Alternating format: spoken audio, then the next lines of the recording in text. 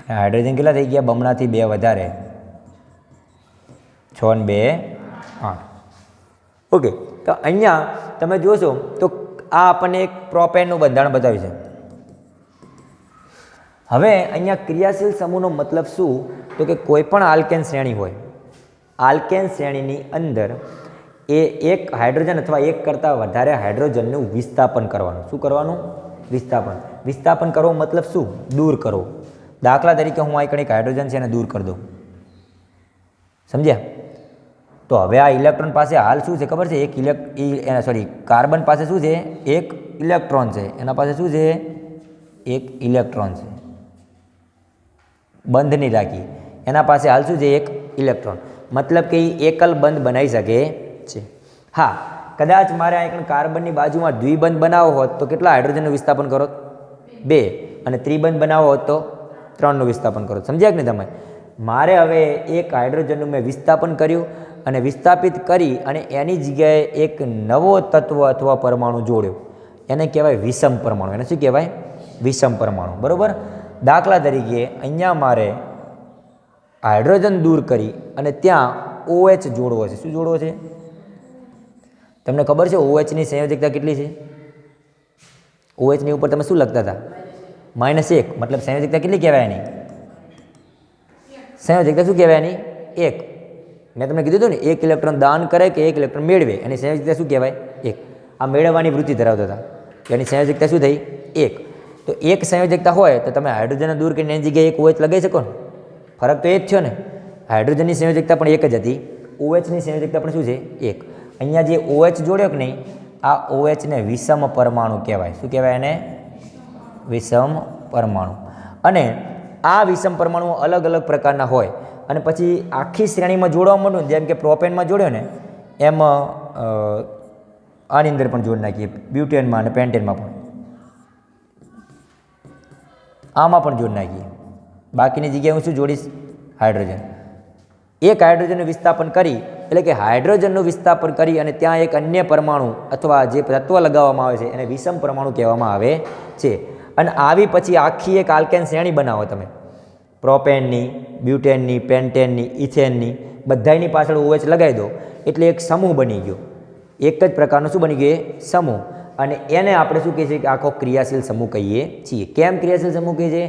કેમ કે એમના બંધારણીય સૂત્ર ખાલી બદલાય છે, એ કાર્બનની સંખ્યા બદલાય છે, બાકી એમના ગુણધર્મો કોઈ ફેરફાર થતા નથી. એટલે એક જેવો સમૂહ છે એ. એક આખો સમૂહ કેમ કીધો? કેમ કે એમના ગુણધર્મો કોઈ ફેરફાર થતું નથી, માત્ર કાર્બનની સંખ્યા જ બદલાય છે. જેમ કે આઈકન 3 કાર્બન લીધા, આઈકન 4 થયા, એવા 5 લઈ શકીએ. ઓકે, તો આપણે એટલે આને ક્રિયાશીલ સમૂહ તરીકે ઓળખીએ છીએ. હવે ક્રિયાશીલ સમૂહ કયા કયા પ્રકારના હોઈ શકે છે? તો એ બધા જ ક્રિયાશીલ સમૂહના આપણે નામ યાદ રાખશું. હાઇડ્રોજનનું વિસ્થાપન કરી અને એક સમૂહને અથવા વિષમ પરમાણુને આપણે લગાવી શકીએ છીએ. કયા કયા છે? તો પહેલાં આવે છે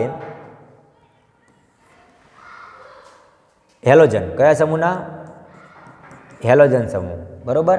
અને બીજા અમુક છે ઓક્સિજનના, એટલે કે એની સાથે ઓક્સિજન જોડાય. હેલોજન સમૂહમાં મતલબ કઈ રીતના હશે? તો કે ક્લોરીન અથવા બ્રોમિન જોડાય. શું જોડાય? કેમ કે ક્લોરીન અને બ્રોમિન કયા સમૂહના છે? હેલોજન સમૂહના છે. કયા સમૂહના? હેલોજન. એટલે ક્લોરીન અને બ્રોમિન એ ક્રિયાશીલ છે અથવા ક્રિયાશીલ સમૂહ અથવા વિષમ પરમાણુ જેને કહીએ. બરાબર? એ હાઇડ્રોજનને દૂર કરીને એની જગ્યાએ તમે ક્લોરીન જોડી શકો છો, એની જગ્યાએ શું જોડી શકો છો? બ્રોમિન જોડી શકો છો. કેમ?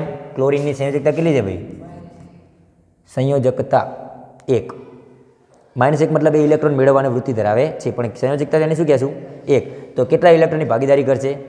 તો સ્વાભાવિક છે કે મારે હાઇડ્રોજન દૂર કરવો હોય તો એની જગ્યાએ 1 ક્લોરીન લગાવી શકાય ને. 2 હાઇડ્રોજન દૂર કરું તો 2 ક્લોરીન, 3 હાઇડ્રોજન દૂર કરું તો 3 ક્લોરીન. એ જ પ્રમાણે બ્રોમિન પણ 1 જ દર્શાવે છે. બંનેની સંયોજકતા કેટલી છે? 1.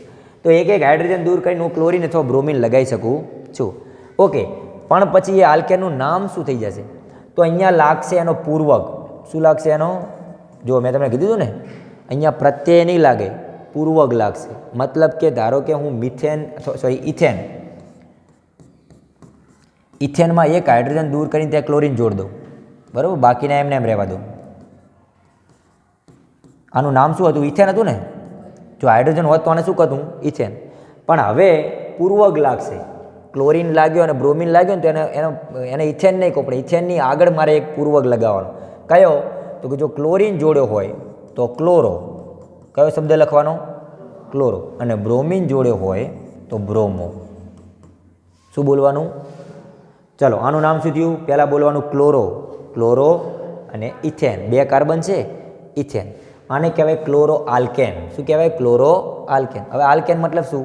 2 કાર્બન હોય તો ઇથેન, 3 કાર્બન હોય તો પ્રોપેન, 4 કાર્બન હોય તો બ્યુટેન. સમજીએ કે નહીં? તો ક્લોરીન જોડું તો આનું નામ શું થઈ ગયું? Chloro ethane. સમજી ગયા આખી વસ્તુ? ચલો એની જગ્યાએ હું આ એક કાર્બન લઈ લઉં અને આ હાઇડ્રોજન જોડ દઉં. હવે નામ શું થઈ જાય? 3 કાર્બન છે, ક્લોરો પ્રોપેન થઈ ગયા. 4 કરી દઉં તો બ્યુટેન, ક્લોરો બ્યુટેન. ચલો ક્લોરીનની જગ્યાએ બ્રોમિન જોડ દઉં તો પૂર્વકમાં શું લાગશે? બ્રોમો. શું શબ્દ લગાવવાનો? Bromo. Bromo ethane, bromo propane, bromo butane. આને કહેવાય પૂર્વક. પૂર્વક એક આમાં જ લાગે છે, બરોબર? એટલે યાદ રહેશે ને. હેલોજન સમૂહમાં જ પૂર્વક લાગે છે, બરોબર? એટલે ક્લોરોન બ્રોમો જ લાગશે, 2 પૂર્વક છે. ઓકે, પાછળ તો આલ્કેન જ બોલવાનું, એટલે કે મિથેન, ઇથેન, પ્રોપેન. બીજા ઓક્સિજનવાળા કયા કયા છે? તો એક છે આલ્કોહોલ. કયો? ઓકે, આલ્કોહોલમાં શું લાગશે? તો કે આલ્કોહોલમાં OH જોડાય. શું જોડાય? આ માઇનસના સમજતા હો. અને શું સમજવાનો? બોન્ડ, બંધ. ત્યાં તમે કાર્બન જોડશો, ત્યાં શું હશે એની આગળ? કાર્બન. એની આગળ શું હશે? આનો મતલબ તમે કાર્બન સાથે એકલ બંધથી જોડી શકો છો, એટલે આ સહસંયોજક બંધ છે, બરોબર? આને માઇનસ ના સમજતા તમે. માઇનસ ક્લોરીન ને માઇનસ બ્રોમિન નથી. ઓકે, આલ્કોહોલ સમૂહમાં શું હોય? OH જોડાય. હાલ જોડ્યો તો યાદ છે ને? હાઇડ્રોજન દૂર કરીને મેં OH જોડ્યો, પણ એમાં પ્રત્યય લાગે. એમાં શું લાગે?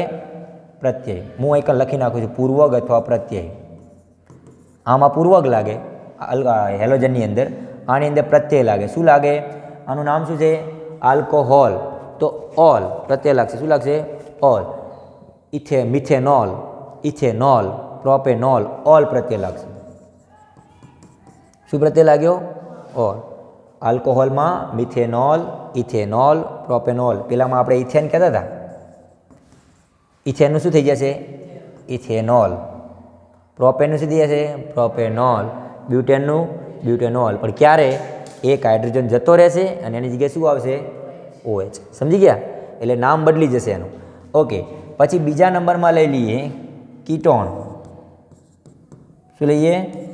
કીટોન. તો કીટોનમાં શું જોડાશે? તો કીટોનની અંદર જોડાશે કાર્બનની સાથે ડબલ બોન્ડથી O. અને આ 2 બાજુ લીટા કરે છે એનો મતલબ શું ખબર છે? 2 બાજુ બીજા એક કાર્બન હશે. હવે મને આમ કહો, કીટોન માટે ઓછામાં ઓછા કેટલા કાર્બન જોવે? 3 તો જોશે જ ને, કેમ કે એક તો આ ગણવાનો જ.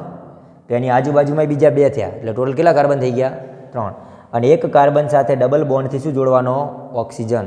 ઓક્સિજન ડબલ બોન્ડથી જોડાય તો કેટલા હાઇડ્રોજનનું વિસ્થાપન કરવું પડે? 2 હાઇડ્રોજનનું વિસ્થાપન કરવું પડે, બરોબર? આને કીટોન સમૂહ કહેવાય. એના નામ ઉપરથી ખબર પડશે આનો પ્રત્યય શું લાગશે ખબર છે? ઓન. જો બધાના નામ ઉપરથી ખબર પડે. આ હોલમાં પ્રત્યય શું છે? ઓલ. આલ્કોહોલ, હોલ, ઓલ થાય છે કે નહીં? તો એનો પ્રત્યય શું આવ્યો? ઓલ. કીટોન પ્રત્યય શું આવ્યો? ઓન. બરોબર? તો એના નામ ઉપરથી જ એના પ્રત્યય લાગશે. તો જો હું આવું એક સૂત્ર બનાવું, આ સૂત્ર કોનું હતું? પ્રોપેનનું. કોનું હતું? પ્રોપેનનું. પણ પ્રોપેનના 2 હાઇડ્રોજન દૂર કર્યા અને એની જગ્યાએ મેં શું જોડી દીધો? એક ઓક્સિજન. નવો ક્રિયાશીલ સમૂહ જોડ્યો. ખબર પડી કે નહીં? તો આને હું શું કહીશ? બોલો. પ્રોપેનનું શું થઈ જશે? પ્રોપેનોન. શું થઈ જશે? પ્રોપેનોન. સમજી ગયા કે નહીં આખી વસ્તુ? તો પછી એ જ પ્રમાણે બ્યુટેનોન, પેન્ટેનોન, હેક્ઝેનોન, ઇથેનોન આવશે. કરી શકાય ખરું? 2 હાઇડ્રોજન દૂર કરીને એની જગ્યાએ 2 ઓક્સિજન. પણ આમાં એક વસ્તુ દોરી છે, એનો મતલબ શું થયો? 2 બાજુ એક કાર્બન હોવા જોઈએ, એટલે પ્રોપેનથી ચાલુ થશે. એના પછી બ્યુટેન પણ આવે અને પેન્ટેન પણ આવે. પણ આ કણ કેવો કાર્બન હશે ખબર છે? વચ્ચેવાળો કાર્બન. કયો કાર્બન હશે? વચ્ચેવાળો. તો જ આવું બને. ઓકે, નેક્સ્ટ જુઓ, નવો ક્રિયાશીલ સમૂહ કયો છે? તો કે એના પછીનો છે, જો આ બધામાં ઓક્સિજન આવે છે ભાઈ, એટલે મેં ઓક્સિજન લખ્યા છે. આ કણ હેલોજનમાં માત્ર ક્લોરીન બ્રોમિન જ આવે છે, બરાબર? પછી આવે છે કાર્બોક્સિલિક એસિડ. કાર્બોક્સિલિક એના બીજા છે, એના સિવાયનો આલ્ડીહાઇડ. સરસ, મગજમાંથી નીકળી ગયું. આલ્ડીહાઇડ. કયો સમૂહ? એમાં શું જોડાય ખબર છે? CHO. શું જોડાય? COH નહીં, CHO. આ કઈ રીતનું હોય ખબર છે? દાખલા તરીકે જે કાર્બન છે કે નહીં, એ ભલે છેડા ઉપરનો જ કાર્બન હોય, એના સાથે ડબલ બોન્ડથી ઓક્સિજન જોડાય અને સિંગલ બોન્ડથી હાઇડ્રોજન જોડાય. ચલો, આ કાર્બનની આજુબાજુ 4 બંધ થઈ ગયા કે નહીં? હવે આની આજુબાજુ આ બાજુ શું વધ્યો? કાર્બન. આ બાજુ શું હશે? કાર્બન. મતલબ આ છેડા ઉપરનો થયો કે નહીં? આમ દોરી છે, મતલબ આ બધા ક્યાં હોય? છેડા ઉપર. અને આ ક્યાં હોય? વચ્ચે. બે બાજુ લીટા બનાવ્યા છે, બે બાજુ બંધ બનાવ્યા છે, અને મતલબ આ વચ્ચે છે. જ્યારે આમને જો આના ડાબી બાજુ બતાવે છે, મતલબ આ છેડા ઉપર છે પોતે. આલ્કોહોલ જોડવો હોય OH છેડા ઉપર, હેલોજન સમૂહ જોડવા હોય ક્લોરીન બ્રોમિન છેડા ઉપર, આને જોડવો હોય તો કીટોનને વચ્ચે, અને આને જોડવો હોય તો એ છેડા ઉપર. CHO લાગે, બરાબર? ઓકે, આનો પ્રત્યય શું લાગશે? આલ. શું લાગશે? આલ. કયો પ્રત્યય લાગશે? મિથેનાલ, ઇથેનાલ, પ્રોપેનાલ, બ્યુટેનાલ, પેન્ટેનાલ. સમજી ગયા કે નહીં આખી વસ્તુ? આલ પ્રત્યય લાગશે. ચલો, એનું એક પણ સૂત્ર લઈ લઈએ. એ જ પ્રોપેનના ઉદાહરણ દ્વારા લઈએ.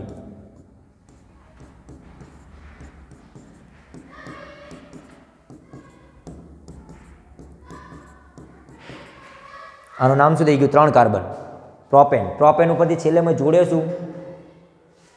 આલ્ડીહાઇડ. શું જોડ્યો? અને આલ્ડીહાઇડ જોડ્યો એટલે પ્રત્યય શું લાગ્યો? આલ. તો પ્રોપેનમાંથી શું થઈ ગયો? પ્રોપેનાલ. શું થઈ ગયો? પ્રોપેનાલ. બરોબર? ન ની પાછળ આલ પ્રત્યય લાગ્યો એટલે ન નો ના થઈ ગયો. નાલો, પ્રોપેનાલ.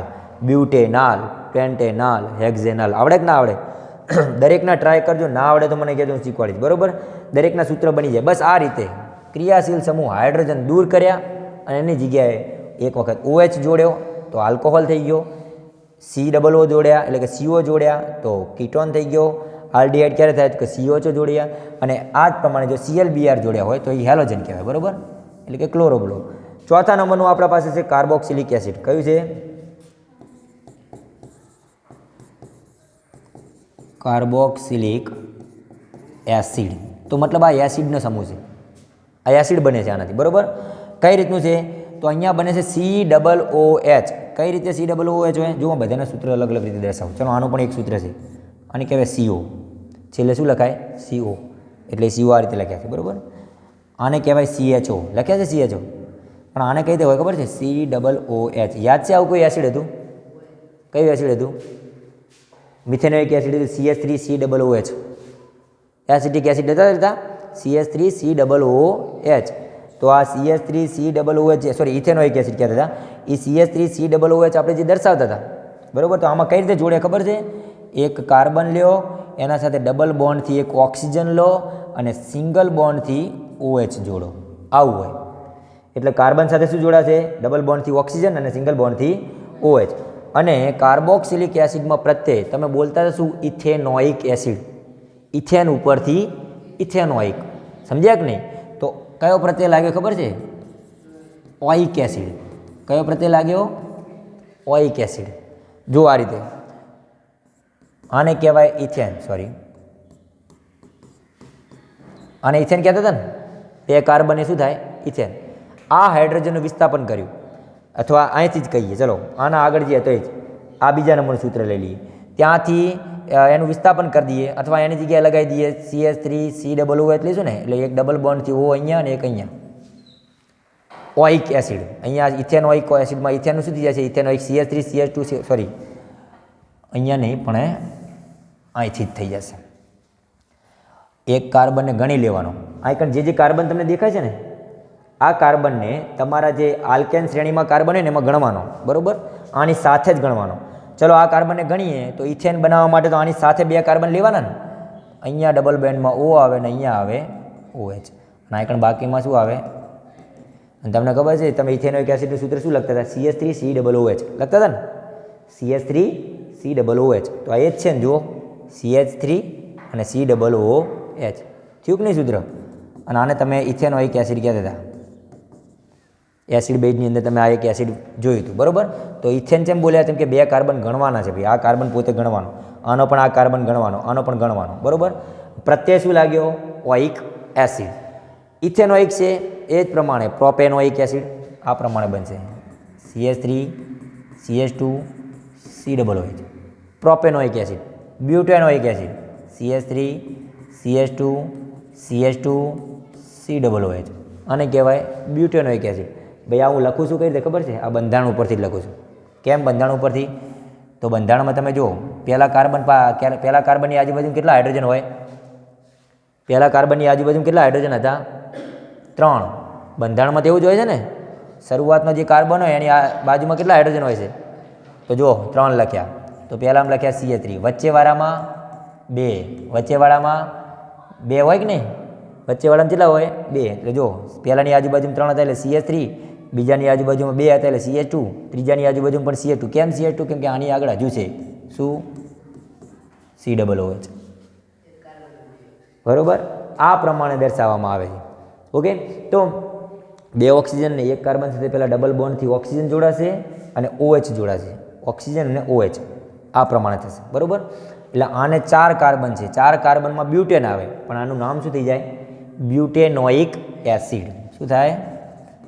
બ્યુટેનોઇક એસિડ. આ પ્રમાણે એમના નામ લાગે છે. માત્ર આની અંદર જ પૂર્વક લાગે નામની આગળ, બાકી આ બધામાં પ્રત્યય નામની પાછળ લાગે છે. ઓકે, નામ ઉપરથી યાદ રાખજો. હેલોજનમાં હેલો, ક્લોરો, બ્રોમો છે કે ને એના જેવા છે. આલ્કોહોલ, હોલમાં all, methanol, ethanol, propanol, butanol. શું જોડવાનું? OH. કીટોન, કીટોનમાં ઓન પ્રત્યય. કયો પ્રત્યય લાગે? ઓન. જો ડબલ બોન્ડથી O જોડેલો હોય તો કીટોન કહેવાય. ઇથેનોન, પ્રોપેનોન, બ્યુટેનોન, પેન્ટેનોન, હેક્ઝેનોન એ પ્રમાણે. આલ્ડીહાઇડમાં આલ પ્રત્યય લાગશે. શું પ્રત્યય લાગશે? આલ.